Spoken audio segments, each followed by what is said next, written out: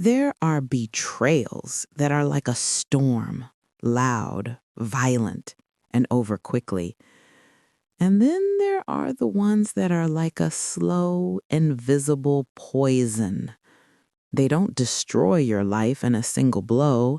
They dissolve it from the inside out, so that by the time you realize you're dying, there's nothing left to save. My Aunt, Lena, was the poison. And the most terrifying part? I welcomed her into my home, my heart, and my finances with a grateful smile. She told me our family was a fortress. It took me years to understand that she wasn't talking about protection.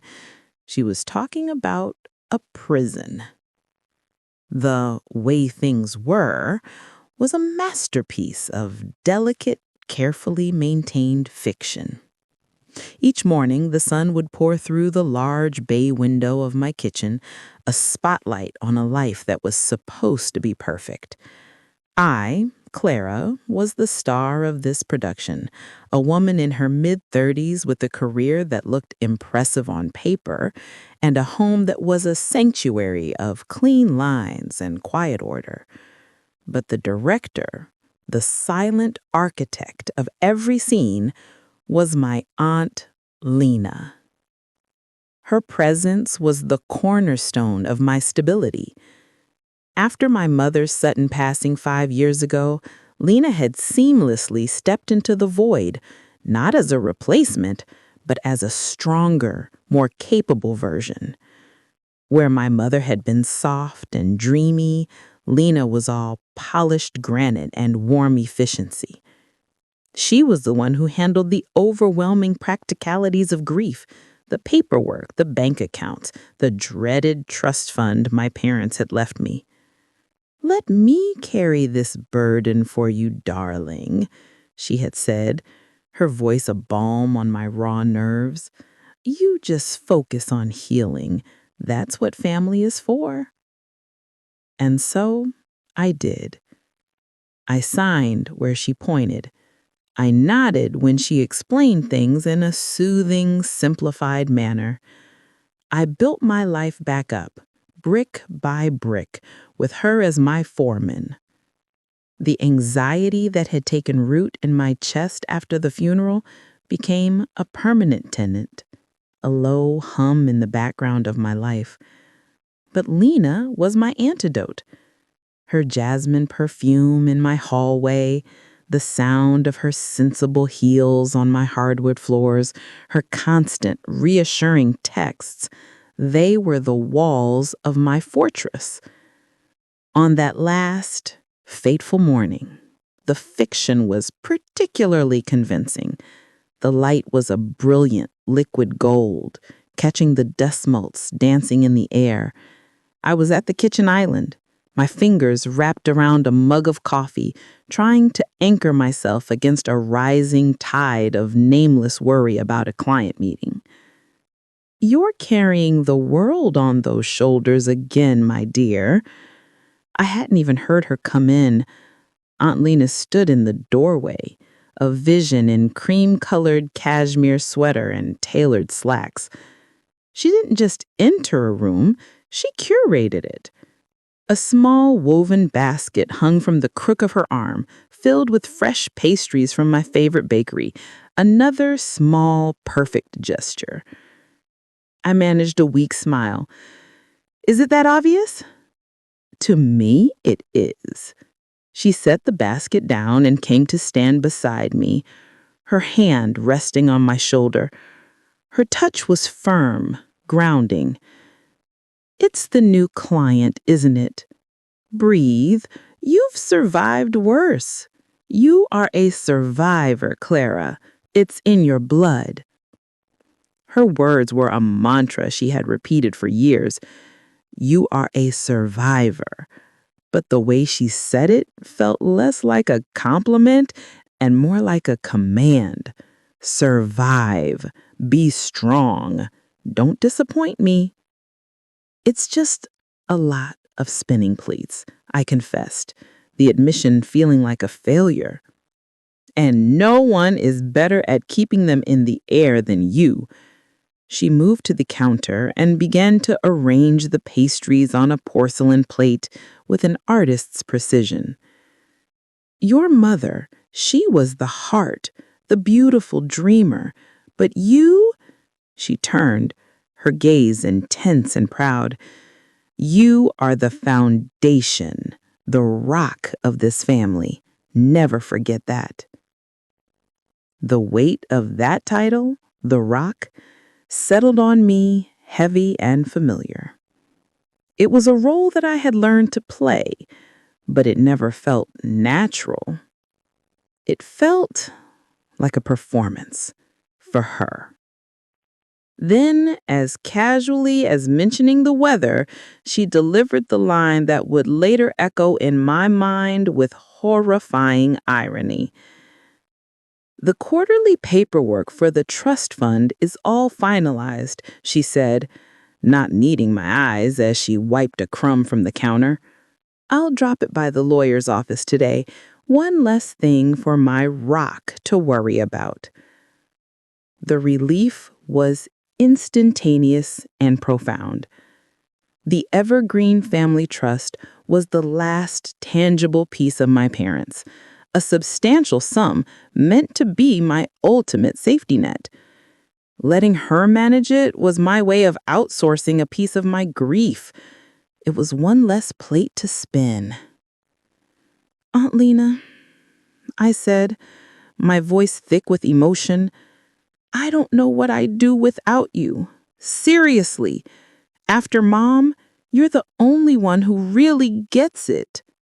She crossed the room and cupped my face in her hands.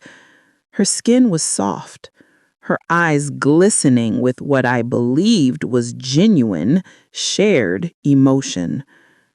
Oh, my darling girl, always. That's what fortresses are for, to keep the scary things out. She left then, the scent of jasmine lingering behind her like a ghost. I stood in the silent, sunlit kitchen, feeling loved, protected, and utterly, tragically secure. The inciting incident, when it came, was so mundane it was insulting. It was hours later. I was in my home office, the client meeting notes spread before me, but my focus was thin. My phone, lying face up on the desk, lit up with a notification. First Unity, Bank, Alert, unusual activity registered on your trust account. A prickle of annoyance, another glitch.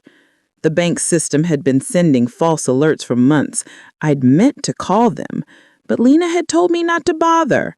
I'll handle it, Clara. It's just a software bug. Don't waste your energy. I went to dismiss it, but my thumb hovered. A tiny, insistent splinter of doubt, the first one I'd allowed myself in years, wormed its way into my consciousness. What if it's not a bug? I tapped the notification. The banking app opened. It asked for my fingerprint. The scanner glowed. The screen refreshed, and my world ended. Evergreen Family Trust. Available balance, $18.75. I laughed, a short, sharp, disbelieving puff of air. This was absurd, a sick joke, a system-wide error. My heart was still steady. I thumbed the refresh icon in the top corner. The screen went blank for a heart-stopping second, then repopulated. $18.75. No, no, no, no. This time, my breath hitched. A cold knot tightened in my stomach. This wasn't funny anymore. My fingers, now cold and clumsy, fumbled as I navigated to the transaction history. The page loaded, a list of line items in a sterile font. And then I saw the truth. not in a single number, but in a cascade of them. It wasn't a theft, it was an exsanguination. 0915, electronic withdrawal, Lena Holdings, LLC, $25,000. 0928, electronic withdrawal, Lena Holdings, LLC, $50,000. The list went on and on and on. A systematic, bi-weekly bleeding of my inheritance. Dozens of transactions, all to the same name, Lena Holdings, LLC. The name on the screen seemed to pulse, a venomous digital brand. Lena! The air was sucked from the room. The hum of my computer, the tick of the clock on the wall, they all ceased to exist. There was only the screen and the numbers and the name. My vision tunneled, the edges going dark. The low hum of anxiety in my chest, my constant companion for years, exploded into a deafening roar. This wasn't happening. This was a nightmare. There was an explanation. There had to be. A joint venture she'd forgotten to mention. A brilliant investment opportunity she was managing on my behalf. But the sheer, brutal totality of it, the account had been reduced to little more than loose change. You don't empty someone's life savings without a conversation. You just don't. My body moved without my command. I stood up, my legs feeling like water. I needed to hear her voice. I needed her to explain, to laugh at this silly misunderstanding, to tell me it was all a terrible mistake and that everything was okay. I found my phone. My hands were shaking so violently I could barely pull up her contact. Her picture smiled up at me from the screen, a candid shot I'd taken of her in this very garden, laughing. I pressed call. It rang. Once. Twice. A click. But it wasn't her voice. It was the bright, polished, recorded tone of her voicemail. Aunt Lena's voicemail. Hi, you've reached Lena. Sorry I missed your call. You know what to do. Leave a message and make it fabulous. The sound of her cheerful, familiar greeting, a sound that had always meant safety, now felt like a slap. It was a recording from the before, a relic of the fiction. Aunt Lena? I stammered into the phone, my voice a pathetic whisper. It's Clara. I need you to call me back right away. It's about the trust account. There's something wrong. I ended the call, and the silence that descended was heavier and more profound than any I had ever known. It was the silence of the void, the silence of a fortress that never existed. I let the phone slip from my grasp. It clattered onto the hardwood floor, the sound obscenely loud in the stillness. I didn't pick it up. I walked, a ghost in the shell of my life, to the large window that looked out onto my garden. The sun was still shining. Birds were still chirping. The world was continuing utterly indifferent to my internal annihilation. I stared at my own pale, wide-eyed reflection in the glass. The face that looked back was a stranger's, hollow, broken, and utterly blindsided. The numbers on the screen were just numbers. A financial loss, however staggering, could theoretically be recovered from. But the silence on the other end of the phone, the deliberate, calculated nature of those withdrawals, the loving words she'd spoken to me just hours before, that was the real wound. It was a deep, visceral laceration that severed me from my past and my future in one clean, cruel stroke. She hadn't just stolen my money. She had stolen my mother's final gift to me. She had stolen my security. She had stolen my story, rewriting it from a tale of familial love into a cautionary fable of breathtaking deceit. And as I stood there, watching the perfect, unchanging world outside, I realized the most terrifying truth of all. The poison had been inside the walls all along, and I was only now beginning to feel its fatal burn.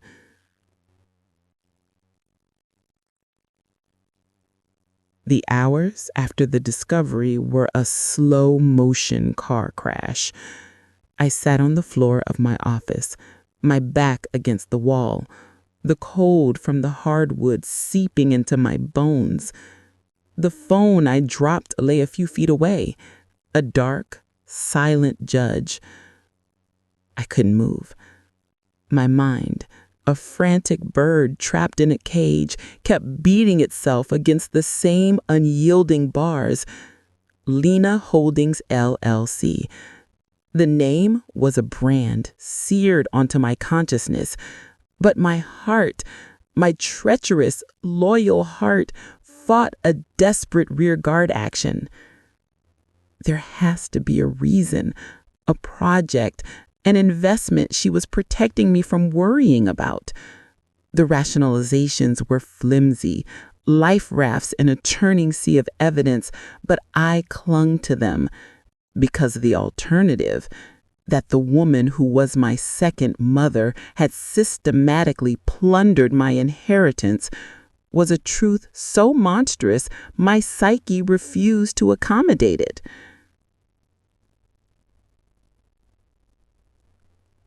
Lena.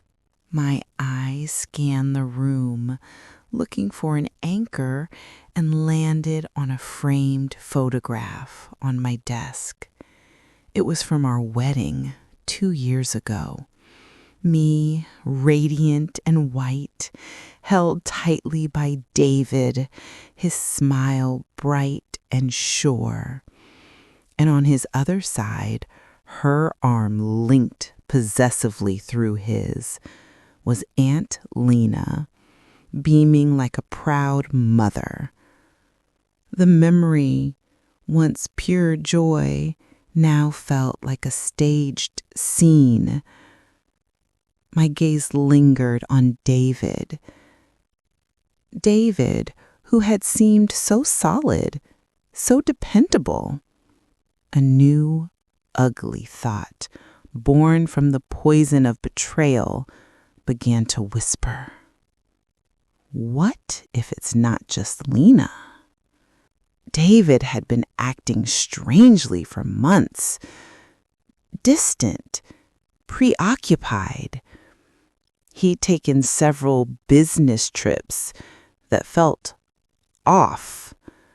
When I've asked for details, his answers were vague, brushed away with a kiss on the forehead and a "Don't worry your pretty head about it, Clara, just boring financial stuff." He'd started working late, his phone always face down on the table, password protected with a code he'd recently changed. Had his protectiveness always felt a little like condescension? Were those really business trips? The pieces, once innocuous, now began to click together with a terrifying logic. The boring financial stuff he didn't want me to worry about, the secretive phone, the distance that had grown between us, which I'd blamed on my own anxiety and his demanding job. What if his distance wasn't about work? What if it was about guilt? A cold fury began to mix with the shock. It made a twisted kind of sense. David had access to my life. He knew the broad strokes of my finances. Could he have manipulated Lena? Convinced her to funnel the money into some scheme? Or worse, was he working with her? I pushed myself off the floor, a new, frantic energy coursing through me. The paralysis was broken, replaced by a desperate need for answers. I grabbed my laptop, my fingers flying across the keyboard. I searched for Lena Holdings, LLC. The results were sparse. A generic business registration. A P.O. box listed as an address. Nothing. My mind raced back, sifting through memories like a crime scene investigator, recontextualizing every past event. Flashback. 6 months ago. David and I are having a quiet dinner. He seems agitated. Clara, have you ever thought about, consolidating your assets? The trust fund just sitting there, it's not the most efficient use of capital. I have a guy, a brilliant financial strategist. We could get a much higher return.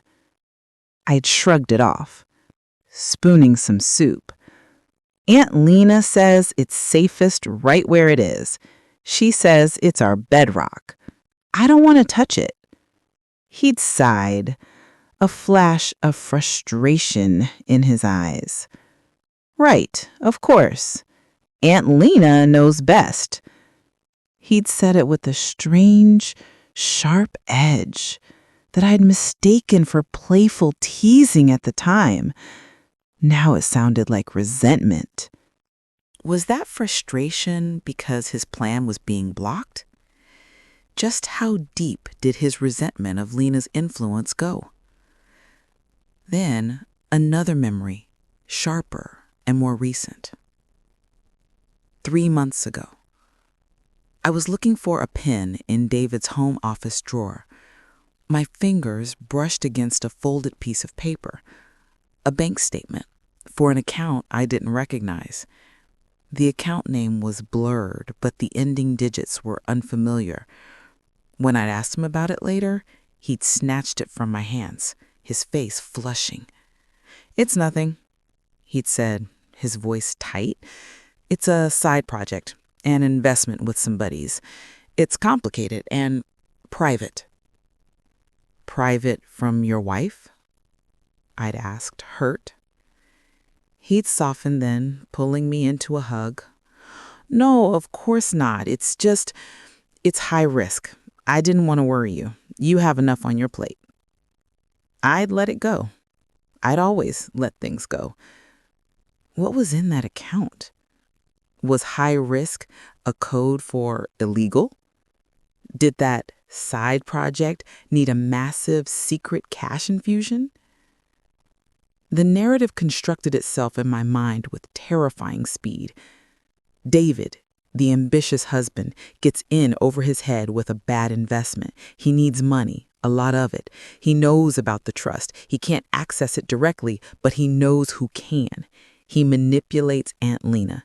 He preys on her trust, her desire to protect me. He spins her a story, a can't-miss opportunity, a way to secure my future, but it has to be secret to protect me from the stress. Or perhaps he forges my signature. Maybe he even blackmails her. The possibilities were endless and horrifying. Was Lena another one of his victims? This thought was the most seductive of all. It allowed me to preserve the image of my loving aunt. She wasn't the villain, she was a pawn.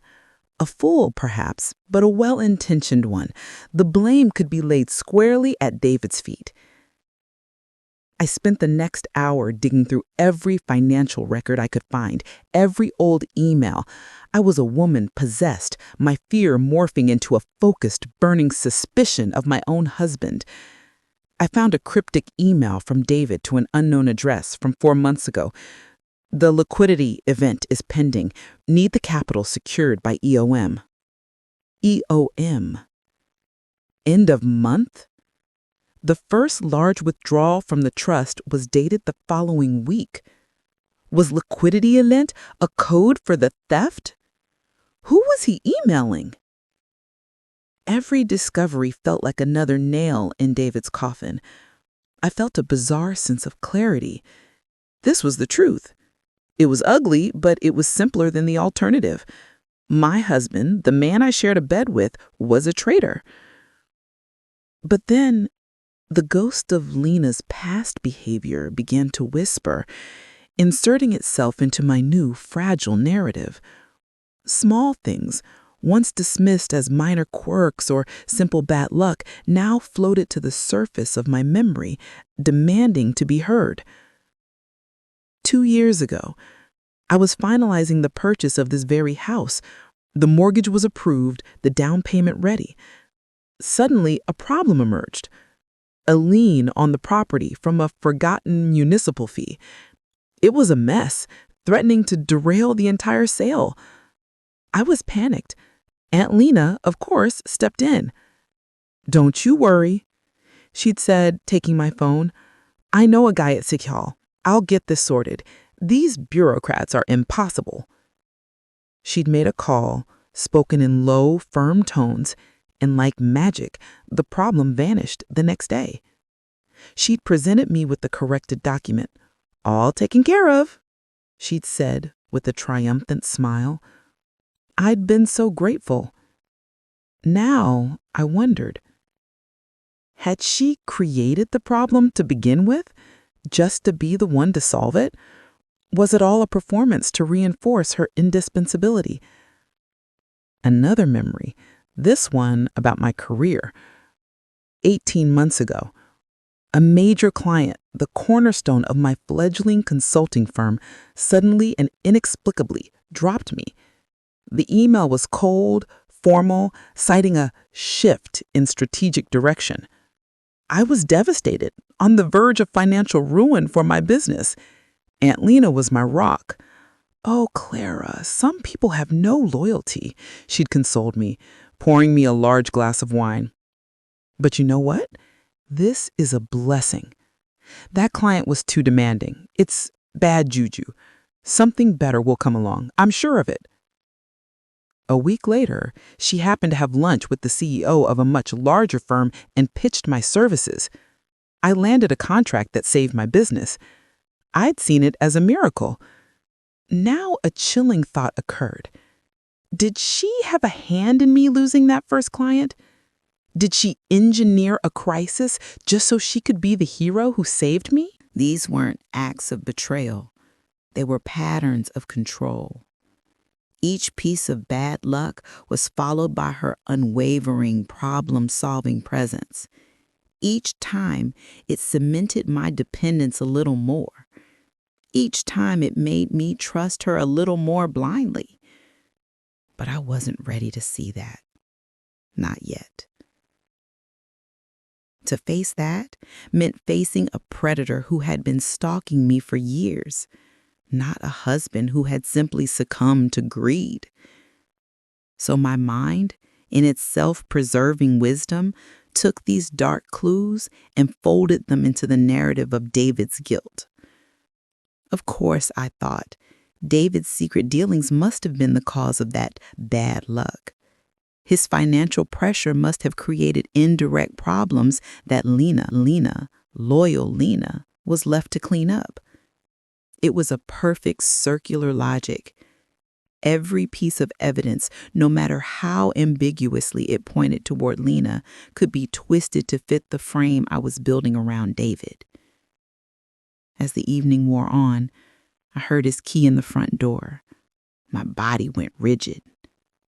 The familiar sound, once a comfort, now sent a jolt of pure adrenaline through me. I quickly closed all the browser tabs on my laptop, my heart hammering. I had to act normal. I had to be the rock. But inside, I was crumbling. He walked into the living room, looking tired but smiling. "Hey, you. Tough day at the office?" He came over to kiss me. I turned my head at the last second, so his lips brushed my cheek. I couldn't look him in the eye. "You okay?" he asked, his brow furrowed with concern. It looked so genuine. Was it? Is every word from his mouth a lie? Does he know that I know? How long has he been planning this? Was our marriage just a long con to get to my money? "I'm fine," I lied, my voice thin and reedy. "Just a headache." I looked at his face, the face I loved, and I saw a stranger, a calculating, dangerous stranger. The walls of my home, my fortress, no longer kept danger out. The danger was inside.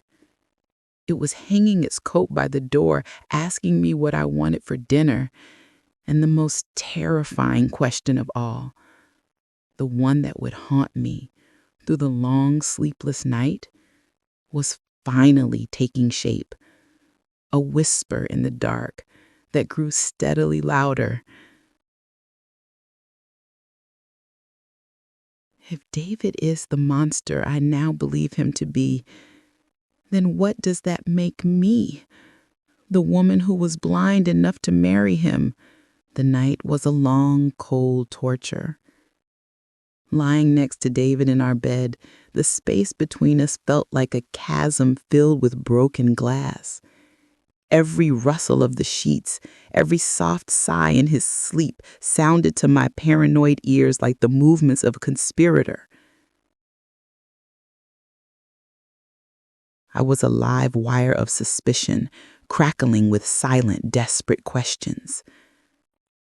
The image of those bank statements was burned onto the back of my eyelids. Lena Holdings, LLC. David's secretive behavior, the puzzle pieces I'd assembled pointed so clearly to him. But the human heart is a stubborn thing, and a sliver of mine still clung to the man I thought I knew. The next morning, the facade was crumbling. I moved through the kitchen like a ghost, my hands trembling as I poured coffee. I couldn't eat. I could barely look at him. "You're still not yourself," David said, his voice laced with concern that felt like a performance.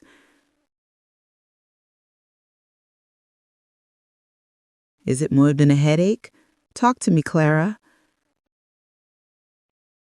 His kindness was a catalyst. The pressure, the fear, the corrosive doubt, it all boiled over. I slammed my mug down, coffee sloshing onto the counter. "Do it. Just say it. What are you so afraid of?" "Talk to you." My voice was a shattered thing, sharp and brittle. "How can I talk to you when you've built a secret life right next to me?" His face went blank with shock. "What are you talking about?" "The trust fund, David, the evergreen trust." The words tore out of me.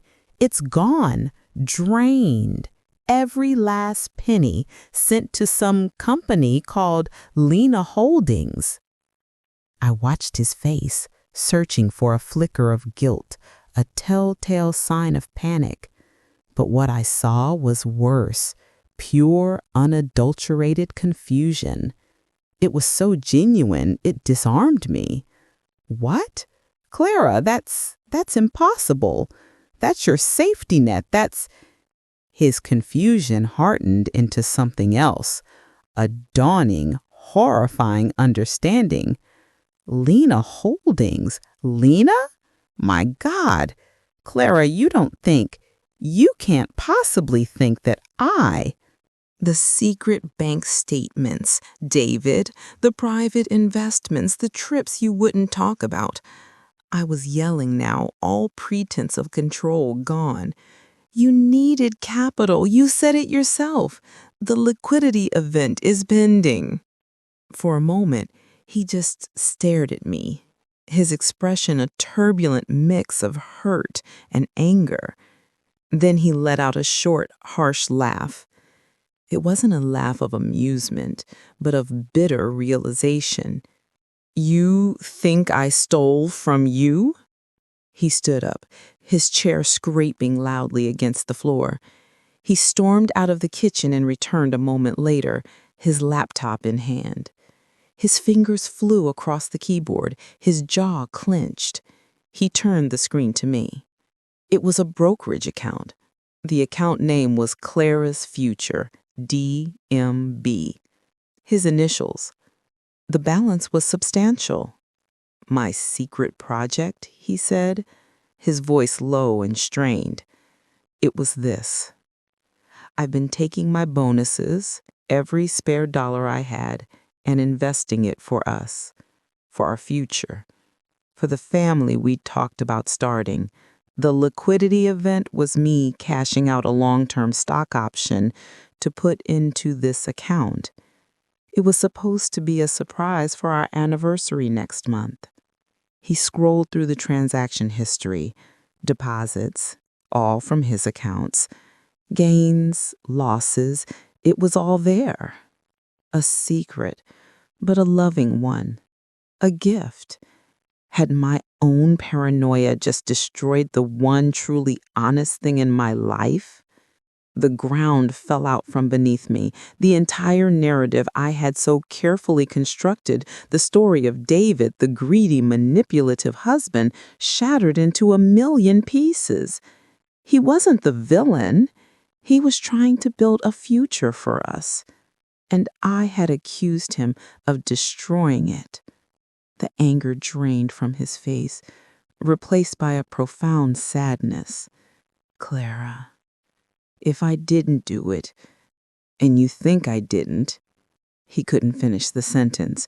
The unspoken name hung in the air between us, heavier and more terrible than ever. Lena. The real truth, the one I had been fleeing from, was now inescapable. There was no pawn, no manipulated aunt.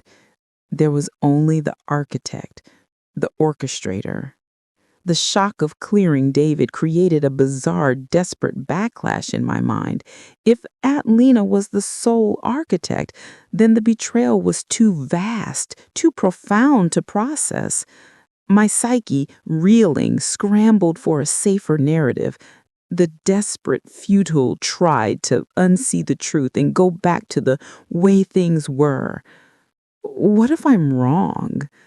What if there's a simple, innocent explanation?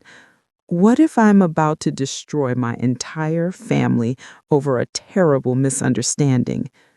I have to talk to her. I whispered more to myself than to David.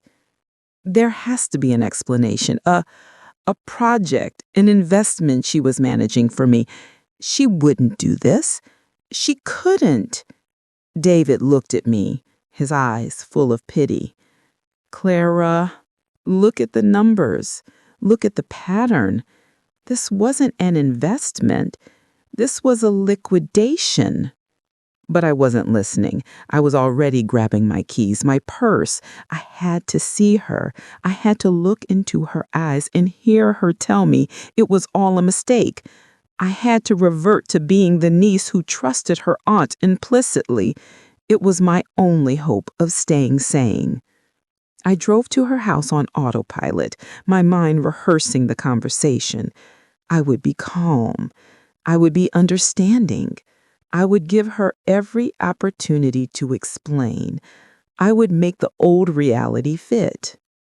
She answered the door, her face a mask of pleasant surprise. Clara, what a wonderful surprise. Come in, darling.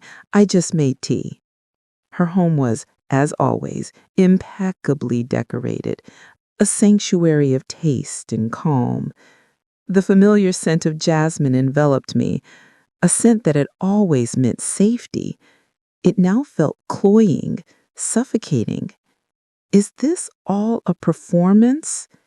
Is this room, this smile, just a set design?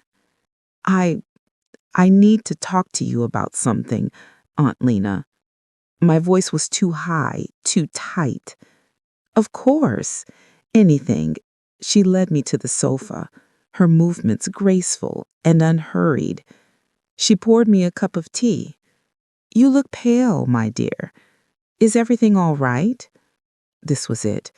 My attempt to revert, to pretend this was a normal conversation, to step back into the comfortable lie. The trust fund, I began, my hand shaking so badly I had to set the teacup down. I saw the statements. The balance, it's almost zero. I watched her face. I was looking for shock, for confusion, for outrage. I found none. She simply sighed, a small, sorrowful sound. She reached out and patted my hand. Oh, Clara, I was going to tell you when the time was right. I didn't want to worry you. My heart leapt. See? An explanation, a reason. You see, she continued, her voice a confidential whisper, the market has been so volatile, terrifyingly so. I saw a significant correction coming, a crash that would wipe out half the value of that trust fund. I couldn't let that happen. So I moved the assets. I liquidated the positions to protect your capital. Is this true? Could this all be a terrible, well-intentioned mistake? You moved it? A fragile hope bloomed in my chest. So the money, it's safe. It's in another account. She smiled, a patient, loving smile. In a manner of speaking, I reinvested it into something much more stable, much more secure, a private equity fund with incredible, guaranteed returns. Lena Holdings is just the vehicle. It's all perfectly legal, just complex. I'm handling it all for you. You don't need to trouble yourself with the details. It was a perfect, polished answer. It acknowledged the facts while framing herself as the savior. It was designed specifically for me, the anxious niece who didn't want to trouble herself with the details. It was the siren song of the way things were. And for a dizzying moment, I wanted to listen. I wanted to believe her so, so badly. I had a choice this morning. Do I let her pull me back into the fog? But then I remembered the zero balance, the systematic bi-weekly withdrawals over months, not a single strategic liquidation, but a slow, deliberate bleed, a guaranteed return private equity fund that didn't appear in any search, that used a P.O. box. This wasn't protection. This was predation. My attempt to revert demonstrably failed. I could not unsee the truth. I could not force myself back into the box of the trusting, ignorant niece. The mold was broken. I stood up, my legs weak. The room seemed to tilt. The loving concern on her face now looked like a grotesque mask. I need to see the paperwork, Aunt Lena, for the new investment. The account statements.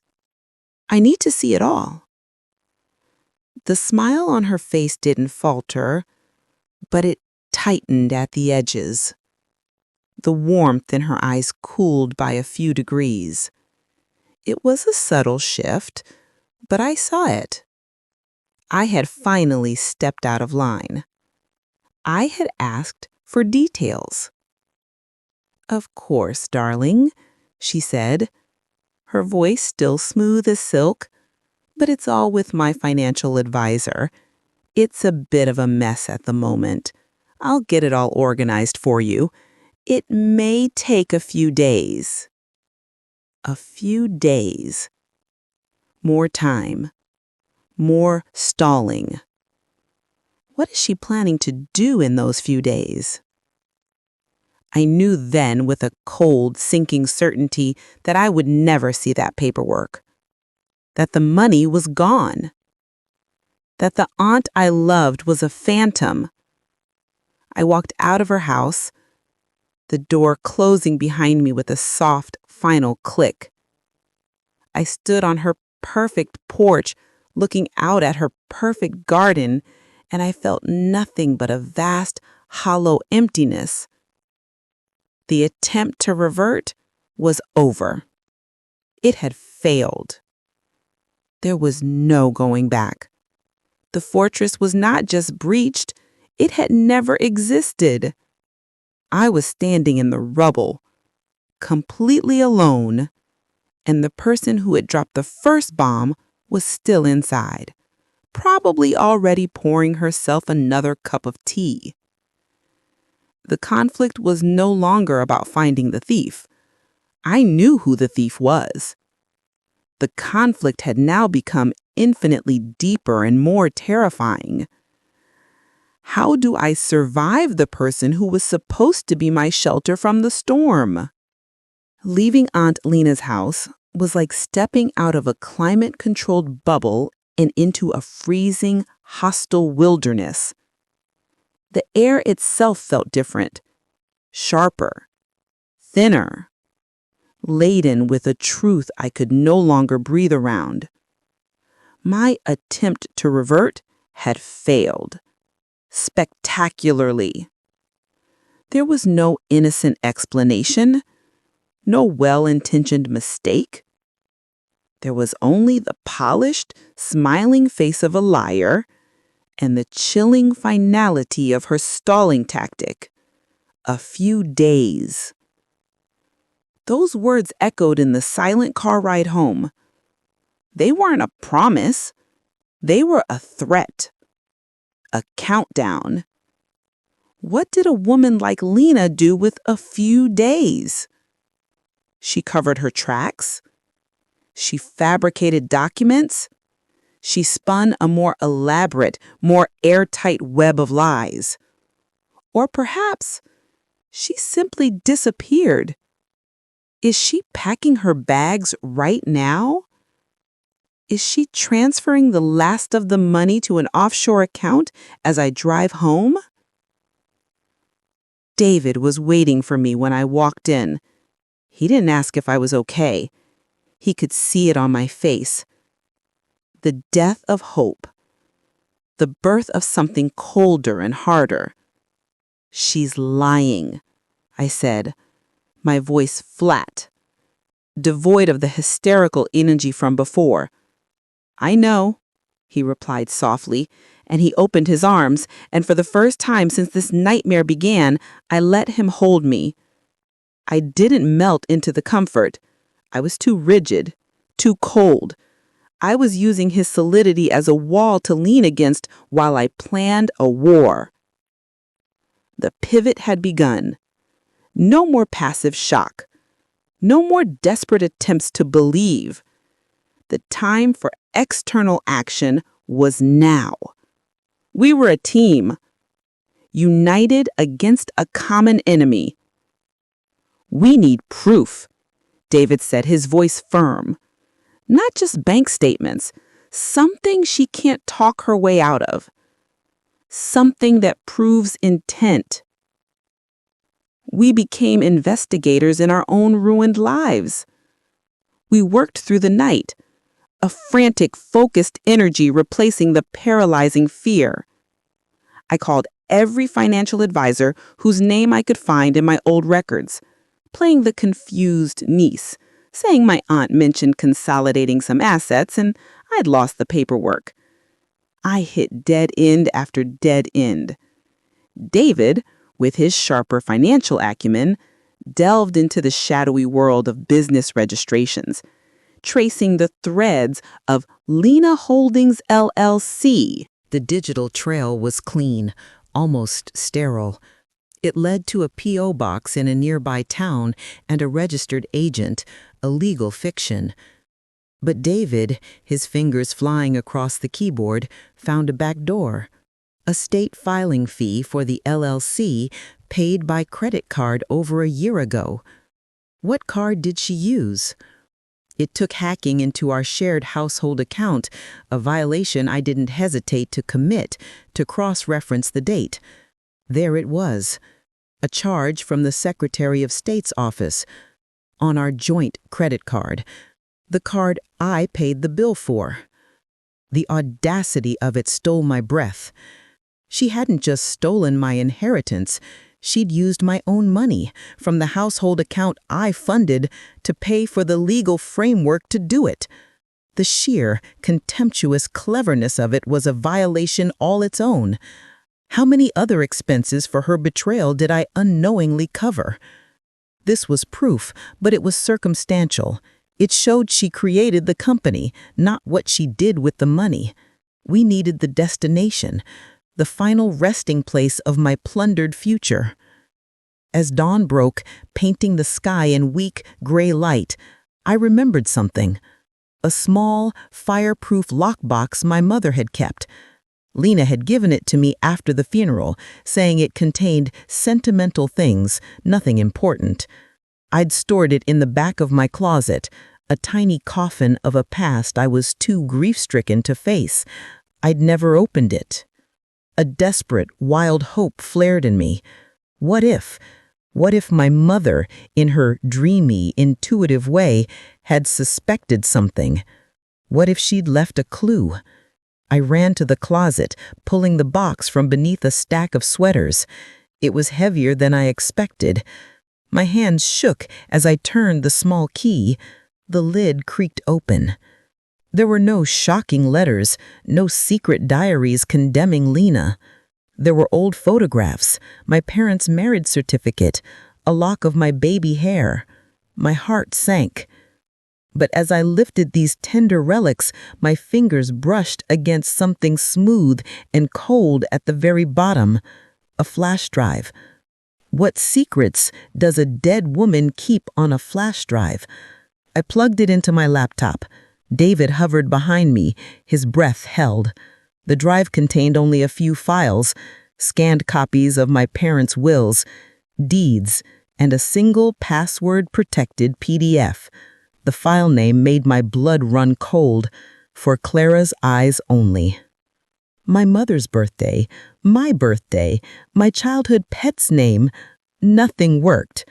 Then, on a whim, I typed in Fortress. The file unlocked. It wasn't a letter, it was a ledger, a simple homemade spreadsheet my mother had kept. It detailed the initial investments in the trust fund, the growth over the years, and at the bottom, a note dated just a month before she died. Lena offered again to help manage the fund. She's so capable, but something in my spirit hesitates. She has always been so fiercely jealous of what my father and I built. I told her no. The answer is always no. I've hidden a copy of the full portfolio and access codes here, just in case. Follow the money, my darling. Always follow the money. My mother had known. Not everything, but enough. She had felt the same subtle poison and had built a hidden back door. The access codes led to a private online vault I never knew existed. With trembling fingers, I logged in. This wasn't the sanitized view from my bank app. This was the raw data, the full transaction history of the trust, with routing numbers, account numbers, everything. And there it was, the final, brutal reveal. We traced the wire transfers from my trust to Lena Holdings, and then in a series of rapid, layered transactions to a numbered account in the Cayman Islands. The final beneficiary of the account wasn't Lena Holdings, it was just a name. Lena Marie Croft, her full legal name. There was no investment fund, no protection from market volatility. There was only a river of money flowing from my past through a corporate sham and directly into her personal offshore coffers. The major twist was no longer a theory. It was a mathematical certainty. It was a roadmap of theft. I didn't cry. I didn't scream. A profound, eerie calm settled over me. This was the moment of realization. The true orchestrator was revealed not in a dramatic confession, but in the cold, hard logic of numbers on a screen. The villain was, and had always been, Aunt Lena. David was furious, a righteous storm ready to confront her, to call the police, to burn her world down. But I sat there, staring at that name, Lena Marie Croft, and felt something else entirely. The pivot from external action to internal turmoil was complete. The shock had evaporated. The fear had receded. What remained was a deep, black, and bitter pool of resentment. It wasn't just about the money anymore. The money was just paper. It was what the paper represented. I resented her for every lie, delivered with a smile and a touch. I resented her for making me doubt David, for nearly destroying the one pure thing I had left. I resented her for twisting my mother's memory, for making her final act one of warning and fear, instead of pure love. I resented her for the years of my own anxiety, which I now saw wasn't a flaw in me, but a symptom of her constant, subtle manipulation. I resented her for making me feel stupid, for making me feel like the Rock was just a fool who couldn't see the cliff she was being led toward. I resented her for stealing my peace, for poisoning my home, for turning my family's legacy into her personal slush fund. But most of all, I resented her for making me into this, a person capable of sitting in the cold light of dawn, plotting the destruction of another human being. She had forced this bitterness into my heart, and I could feel its roots spreading, cold and invasive. Is this what she wanted? To remake me in her own bitter image? "We have to call the police," David said, his hand on my shoulder. I looked up at him, and my vision was clear, my resolve like ice. No. No? Clara, she destroyed you. She tried, I corrected him, my voice low and steady. Not yet. Calling the police, that's too easy for her. It's a legal process. It's cold. It's impersonal. She'll hire a lawyer. She'll spin a story. She'll play the confused elderly relative. She might even win. I stood up, walking to the window. The sun was higher now, but it held no warmth for me.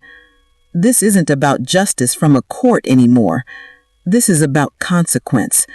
This is about her looking into my eyes and seeing that I know everything. This is about her realizing that the rock she so carefully shaped has become the weapon that will shatter her. She didn't just take my money, she took my trust, my family, my history. I want her to feel the weight of that, all of it. The emotional stakes were no longer about recovery or even revenge. They were about redemption of my own soul. I had to navigate this bitterness without letting it consume me entirely. I had to expose her, break her, but I had to do it in a way that would, somehow, allow me to piece myself back together afterwards. The external hunt was over. The internal battle had just begun. I was no longer Clara, the victim. I was Clara, the vessel of a bitter, righteous resentment, and I would wield it with the cold precision she had taught me. In the wake of the reveal, a strange, silent war began. It was not fought with lawyers or accusations, but in the quiet, cavernous space of my own mind. We had the proof. We had the truth. But having the weapons and knowing how to wield them without destroying yourself in the process are two very different things. David wanted action, swift, decisive, and brutal. He saw an enemy that needed to be defeated, but I was trapped in the ruins she had left inside me. The external battle felt secondary now. The real, terrifying conflict was within. This was phase 4, the internal struggle. The landscape of this war was not a courtroom, but my own scarred psyche, and the primary enemy was quickly becoming my own reflection. The first wave to crash over me was not anger, but a thick, suffocating guilt. It was irrational, a toxic flood that seeped into every memory, recoloring my entire past. I should have known. The thought was a constant, hammering rhythm in my head. I sat on the floor of my closet, surrounded by the ghost scent of my mother's clothes from the lockbox, and let the accusations fly. How could I have been so blind? What kind of person misses the signs of a predator living in their own home? I replayed every moment, every subtle red flag I had dismissed as just Aunt Lena being Aunt Lena. Her insistence on handling everything, her subtle put-downs disguised as concern. "Let me do that, darling. You have so much on your plate." The way she'd isolate me from others, positioning herself as my sole protector. I had mistaken control for care, and the price of that ignorance was everything. The guilt quickly curdled into profound self-blame. This was my fault. I had built the cage and handed her the key. A year ago, I was stressed about a tax filing for my business. Lena has swooped in. "Give it here," she'd said, plucking the folder from my hands. "You'll just tie yourself in knots. This is what I'm good at. You focus on your creative work." I felt relief. I thanked her. I had willingly, gratefully surrendered my power. I hadn't been a victim. I'd been a volunteer. I had allowed this to happen because it was easier, because being the rock was heavy, and it was a relief to let someone else be the foundation for a while. My own laziness, my own weakness, had paved the way for my destruction. Did I make myself the perfect target? I stopped eating. Sleep was a forgotten country. I would wander the house at night, running my fingers over the furniture, the art, the life we had built. Had she approved of this couch? Had she recommended that painter? My entire existence felt like a set she had designed, and I was just the hapless actress playing a role called Clara. David tried to reach me. "This is not your fault, Clara. You hear me? None of this is your fault." But his words were like stones skipping on the surface of a deep, dark lake. They didn't penetrate. How could it not be my fault? I had the evidence. I had the memories. I had the intelligence. And I had done nothing. The resentment I had felt toward Lena began to turn inward, a venomous snake biting its own tail. I was so stupid, so trusting, so weak. The rock was just a porous, crumbling piece of sandstone. This was the core of the internal struggle. The battle between the facts that Lena was a calculating thief and the feeling that I was a complicit fool. The turning point came from an unexpected place, a memory of my mother. Not a warning, not a clue from the ledger, but a soft, mundane moment from childhood. I was 7. I had tried to bake a cake for my father's birthday and had forgotten the sugar. It was inedible. I had hidden in my room, racked with sobs, a failure. My mother found me. She didn't scold me. She didn't tell me I should have been more careful.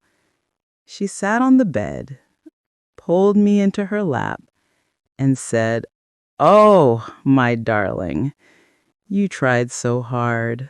That's what matters. We all make mistakes. That's how we learn." Self-compassion. The concept felt foreign, like a language I hadn't spoken in decades. Could I extend that same grace to myself now? What would I say to my best friend if she were in this situation? The answer came instantly. I would tell her she was loved, that she was smart and capable, that she trusted someone who was supremely worthy of trust. A family member, a parental figure. I would tell her that the fault lay entirely with the betrayer, not with her capacity for trust. I would hold her and let her cry and tell her she did nothing wrong. Why was I so merciless with myself? It was a conscious, painful effort. I had to forcibly interrupt the torrent of self-abuse. I stood in front of the bathroom mirror, looking at the pale, hollow-eyed stranger, and I made myself say the words out loud. "You are not stupid. You were loved. You were manipulated by an expert. Your trust was not a weakness. It was a strength that she exploited." The first time I said it, I didn't believe it. It felt like a lie. But I said it again and again. It was like physical therapy for a paralyzed soul, a slow, agonizing process of relearning how to feel something other than contempt for the woman in the reflection. This was the beginning of self-forgiveness, not for any crime I committed, but for the crime of blaming myself for someone else's evil. David noticed the shift. He saw me trying. One evening, he didn't try to comfort me or solve the problem. He just sat beside me on the sofa, took my hand, and said, "I'm here. However you need me to be. Whether you want to fight or just be." I'm here. That simple, unwavering presence was the anchor I needed. It was a healthy boundary in action. He was not trying to fix my pain. He was just witnessing it. He was respecting my process. And it made me realize I needed to set my own boundaries, starting with the one person who had violated all of them. I took out my phone. Lena's contact photo still smiled up at me. I didn't call her. I didn't text her. I opened my email. My hands were steady. The chaotic storm of guilt and blame had quieted into a cold, clear resolve. I began to type. Aunt Lena. Not dear aunt. Not my dearest aunt. Just her name. A boundary in 2 words. I know everything. The trust fund, Lena Holdings, the Cayman Islands. I have the ledger mother left me, and I have followed the money, all of it. I didn't ask for an explanation. I didn't accuse her. I simply stated the facts. I was not engaging in her drama. I was stating my new reality. Do not contact me again. Do not come to my home. Any further communication will be considered harassment and will be handled through my lawyer. I read it over. It was clean. It was final. It was a line drawn in the sand with me firmly on one side and her on the other. It was the most powerful, terrifying thing I had ever done. Before I could second guess myself, I hit send. A profound silence descended. The ghost of her, the psychic presence that had lived in my head for weeks, shrieked and vanished. The fortress was gone, but for the first time, I was standing on my own 2 feet, on solid ground, in the open air. It was terrifying, but it was mine. The internal struggle was far from over. The resentment was still a cold stone in my gut. The grief for the aunt I thought I had was a fresh, open wound. But the self-blame had lost its power. The guilt was receding. In their place was a fragile but growing sense of self-compassion, and I had just erected the first, most important healthy boundary of my life. I was no longer just surviving the betrayal. I was beginning, slowly and painfully, to heal from it. The next step was no longer about internal defense, it was about external consequence. But for the first time, I felt strong enough to face it. The email I sent was not a message, it was a declaration of war. And in this war, I would not fight with her weapons of whispers and lies. I would fight with the one thing she could never counterfeit, the truth. My bitterness had cooled from a raging fire into a diamond-hard resolve. This would not be a private confrontation. It would be a public unmasking, a theatrical justice designed for an audience of one, her own fragile, monstrous ego. David and I planned it with the cold precision of a military campaign. We knew we would never see the money again. It was in the labyrinthian offshore banking system, forever beyond our reach. This wasn't about financial recovery. This was about consequence. It was about making her feel the full, crushing weight of what she had done. not in a courtroom, but in the court of her own social world. Her annual holiday gala was in 1 week. It was the pinnacle of her social calendar, an event she curated with an artist's obsession. It was where she played the role of the generous, beloved matriarch, holding court in a room filled with the city's elite, her friends, her admirers, her sources of validation. It was her stage, and I decided it would be her ruin. What is the most painful way to destroy a performance? To become a better performer. For the next 7 days, I did not hide. I became a ghost of my former self, but a purposeful one. I went to the salon. I bought a new dress, a severe, elegant black sheath that was armor, not attire. I practiced my smile in the mirror, not the warm, grateful smile of the niece, but the cool, knowing smile of an equal. I was not going to scream or cry. I was going to be calm. I was going to be pitiless.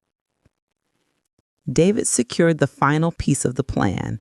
He had a contact, a discreet tech specialist. "We can't just show documents," he said. "We need to make them unforgettable." The night of the gala arrived. The air was crisp and cold, the stars sharp as diamonds. Lena's house glowed from within, a beacon of warmth and opulence. From the street, you could hear the gentle murmur of a string quartet and the clink of champagne flutes. It was the picture of everything she had ever wanted. We walked in, my hand tucked firmly in the crook of David's arm. I was the rock again, but this time I was made of granite. The scene inside was exactly as I remembered, yet now I saw it for what it was, a set. The towering Christmas tree, the servants circulating with silver trays, the guests adorned in their finest, and at the center of it all, Aunt Lena, resplendent in a deep burgundy gown, her laugh ringing out, a sound of pure, unadulterated triumph. She saw us. Her eyes widened for a fraction of a second before her public mask snapped back into place, more brilliant than ever. She excused herself from a cluster of admirers and glided toward us, her arms outstretched. "Clara, David, I'm so thrilled you came," she gushed, air kissing my cheeks. Her jasmine perfume was a weapon. "I wasn't sure after your strange email. I assumed you were just overwhelmed. We can talk later, darling. Clear it all up." Her voice was a silken noose. She was trying to pull me back into the narrative of the confused, emotional niece. I smiled my new, cool smile. "There's nothing to clear up, Lena. Everything is perfectly clear." I used her first name. No aunt. I saw a flicker of unease in her eyes, the first crack. "Well, good." She recovered, patting my arm. "Now enjoy yourselves. The canapes are divine this year." She turned to mingle, but the seed of doubt was planted. I could feel her watching me as David and I moved through the crowd. I greeted people I knew. I made polite conversation. I was playing my part perfectly. The string quartet finished a piece. There was a spattering of applause. This was the moment. David gave a near imperceptible nod to his contact, a man standing near the audio system. And as the next piece began to swell, something changed. The gentle music faltered, replaced by a low, clear digital tone. Then a voice filled the room. My voice.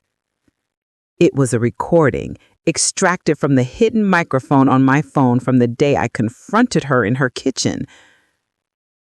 "I need to see the paperwork, Aunt Lena, for the new investment. The account statements. I need to see it all. Of course, darling, but it's all with my financial advisor. It's a bit of a mess at the moment. I'll get it all organized for you. It may take a few days. The room fell into a stunned silence. All conversation ceased. Lena froze, a champagne flute halfway to her lips, her face a mask of confusion that was rapidly curdling into horror. Then the recording looped, playing again. And as it did, the large widescreen television above the fireplace, which had been displaying a gentle slideshow of winter landscapes, flickered and changed. It showed the documents. First, the bank statement from the trust with a devastating balance of $18.75. Then a highlighted list of the transactions to Lena Holdings, LLC. Then the business registration paid for by my credit card. And finally, the coup de grace, the ledger from my mother's flash drive with her final note. Follow the money, my darling. An arrow graphically animated across the screen, tracing the flow of funds from the trust through the LLC directly to the final destination, account holder Lena Marie Croft, Cayman Islands. There was no sound in the room but the soft, damning loop of our recorded conversation and the horrified gasp of the guest. This was the bitter revenge. Not a punch, not a scream, a presentation, a meticulously crafted, irrefutable expose delivered to the very audience whose opinion she valued most. I walked toward her. The crowd parted for me, a sea of stunned faces. Her composure shattered. The charming hostess was gone, replaced by a cornered animal. "It's a lie," she shrieked, her voice strangled. She's unstable. She's been unwell. She's doctored all of this." She was pointing a trembling finger at me, her eyes wild with panic. But no one was looking at her. They were looking at the screen. They were looking at the cold, hard math of her betrayal. I stopped a few feet from her. I didn't raise my voice. I let the silence I had created speak for me before I delivered the final blow. "The only thing that's been doctored, Lena, is the story you told me my entire life. You didn't just steal my money, you stole my mother's final gift. You tried to steal my husband's reputation by making me suspect him. And you tried to steal my sanity by making me doubt myself." I took one step closer, my gaze locked on hers. But I failed. I let those two words hang in the air. They were not a boast. They were a statement of fact. The consequence of your actions is not that I am broken. The consequence is that you are now seen by everyone here for exactly who you are. I watched it happen. I watched the consequence land. It wasn't the threat of jail. It was the loss of everything that gave her power. I saw the understanding dawn in her eyes, the realization that her social standing, her reputation, her carefully constructed identity as the benevolent aunt, the capable woman, the pillar of the family was gone, obliterated in a 5-minute presentation. The looks on the faces around her were not of anger, but of pity and revulsion. That was far, far worse. She was not a feared villain. She was a pathetic thief, a liar. She had become what she despised most, an object of scorn. A low murmur began to ripple through the crowd. People began to turn away, to set down their glasses, to drift toward the door, unable to even look at her. She stood alone in the center of her beautiful, crumbling world, exposed and utterly terrifyingly alone. The performance was over. The audience had left. The theater was empty. David came to my side and took my hand. We didn't say another word. We didn't need to. We turned and walked out of her house, leaving her in the devastating silence we had created. The cold night air had never felt so clean. There was no triumphant joy. There was only a vast, quiet solemnity. The bitter revenge was complete. It had been theatrical, it had been precise, and it had been driven by resentment. But as we drove away, I felt the cold stone of that bitterness begin to loosen its grip. It had served its purpose. It had validated my journey. It had given me the strength to stand in that room and speak my truth. Now it was time to let it go. The external battle was won. The final step of the internal one was about to begin. There is a silence that comes after the storm has passed. It is not the hollow, ringing silence of shock, nor the tense, waiting silence before a battle. This silence is deep and clean and soft. It is the silence of a landscape washed clean, where the air is fresh again, and you can finally hear your own heartbeat, steady and sure. We did not speak on the drive home from Lena's gala. David held my hand, his thumb tracing slow, calming circles on my skin. I watched the sleeping city glide by, the streetlights painting long, fleeting shadows. There was no triumphalism in me, no victorious glee. The theatrical justice we had orchestrated had been a necessary exorcism, a public burning of the effigy of the woman I thought I knew. But the flames had died down now, leaving only ashes. And ashes, I was beginning to understand, make for fertile ground. We arrived home. The word had never felt so true, so solid. It was no longer just a house curated by Lena's taste. It was our sanctuary, defined by the peace we chose to build within its walls. I walked to the living room and lit a single candle on the mantelpiece. The small, defiant flame danced in the darkness, a tiny sun claiming its own territory against the night.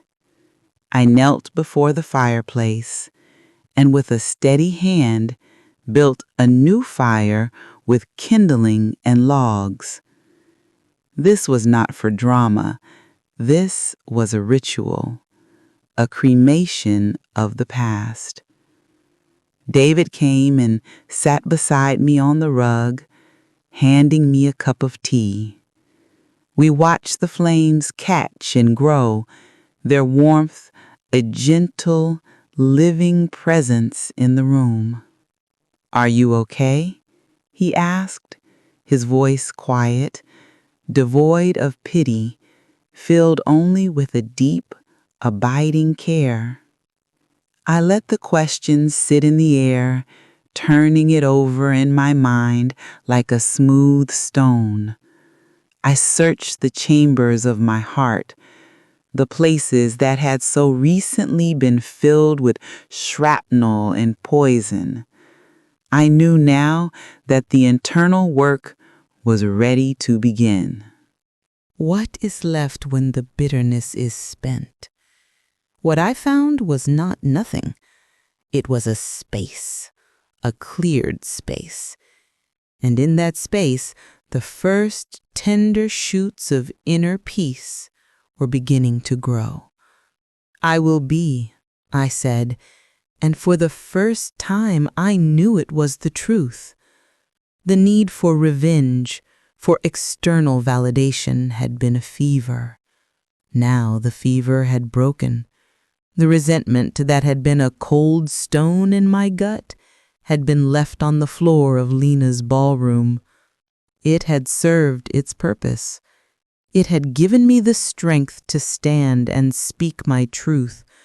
But to carry it forward would be to allow her to poison my future too. I had to let it go. This was the crucial pivot. The journey was no longer about her. It was about me. It was about the healing journey. The following weeks were a quiet, deliberate reconstruction. I began the process of self-forgiveness in earnest, not as a forced mantra, but as a gentle acceptance. I allowed myself to feel the grief for the aunt I had lost, not the real Lena, but the idealized version I had loved. I mourned her as one mourns the dead. I placed the photographs of us in a box and put it in the attic. I wasn't erasing her. I was laying her to rest. I also began to see a therapist. It was the strongest decision I had ever made. In that safe, quiet room, I learned to untangle the knots of guilt and self-blame. I learned that my trust had not been a weakness, but a beautiful human quality. I learned that the person who violates a trust bears the full weight of the sin, not the person who offered it. Who would I be without the story of being a victim? My therapist challenged me to write a new story, not a story about what was done to me, but a story about what I had discovered within me. And what I discovered was a profound, unshakable self-worth. It was not based on my career, my possessions, or the approval of others. It was based on the simple granite fact that I had survived. I had faced a monster, not with its own weapons, but with my truth. I had looked into the abyss of betrayal and had not fallen in. I had stood my ground. I had protected my marriage. I had honored my mother's warning by heeding for warning. I was not the rock Lena had demanded I be, cold, immovable, and unfeeling. I was a forest after a fire.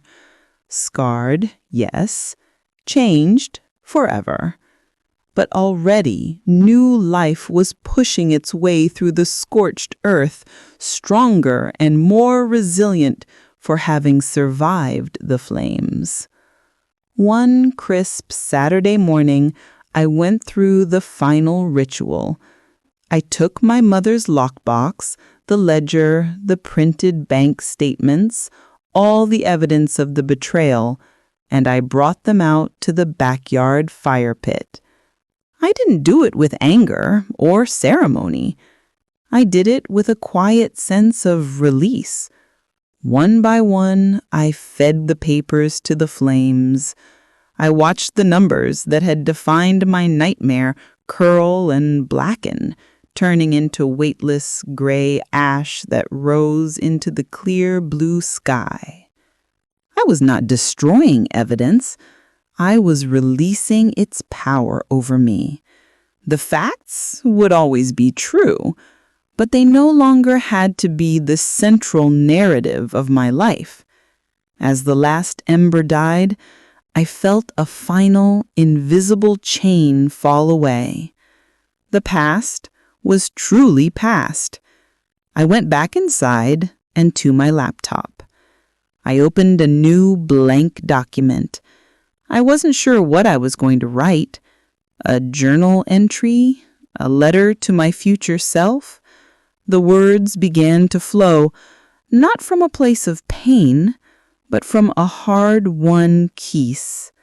I wrote about the journey, the shock, the suspicion, the devastating reveal, the bitter revenge, and finally, the long, slow road back to myself. I wrote about the lessons learned in the darkness. I wrote not for an audience, but for my own healing, to make sense of the chaos and find the meaning within it. When I finished, I read it over, and there, at the very end, was the hearthside wisdom, the moral lesson that had been forged in the fire of this entire ordeal. It was not a complex philosophical treatise. It was simple. It was clear. It was the emotional payoff for every moment of pain. I spoke it aloud, my voice steady and strong, a promise to myself and to the future. The ultimate revenge is not a theatrical downfall, but a quiet, unshakable peace. They can take your money, your trust, even your history, but they cannot take your worth unless you hand it to them. Do not hand it to them. Build a new foundation, not on the rubble of what they broke, but on the bedrock of who you survived to become. Your fortress was never outside you. It was always within. I closed the laptop. The sun was high now, filling the kitchen with a warm, buttery light. David came in, smelling of fresh air and soil from the garden. He wrapped his arms